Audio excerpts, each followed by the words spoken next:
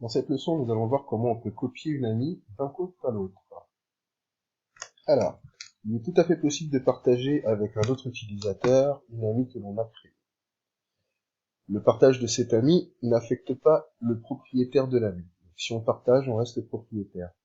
Si l'on copie une amie qui nous a été partagée, on est propriétaire de cette amie, mais dans notre compte.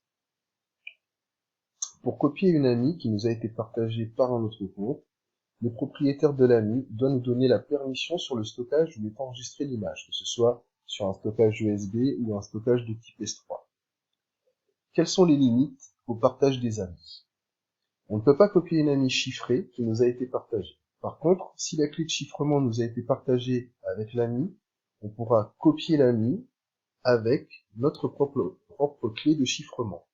De ce fait, on devient propriétaire de l'ami copié et on pourra créer une amie à partir de cette instance. De la même manière, on ne peut pas copier une amie associée à un produit payant depuis un autre compte.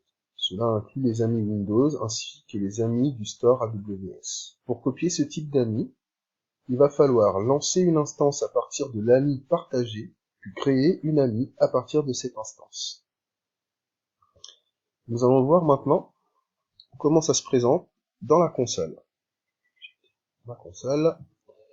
Donc ici, j'ai mon ami.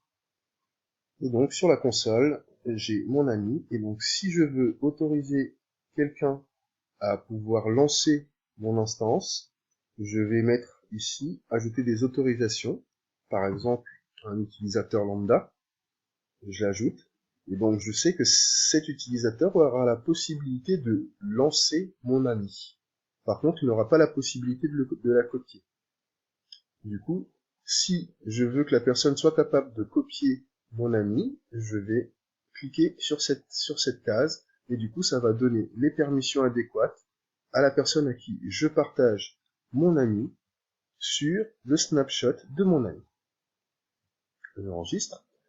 Et donc, comme on l'a vu, si la personne veut copier mon ami, elle ne pourra pas la copier directement, il faudra qu'elle fasse lancer l'ami, et ensuite elle pourra créer une instance, créer une amie à partir de l'instance qu'elle aura lancée avec mon ami.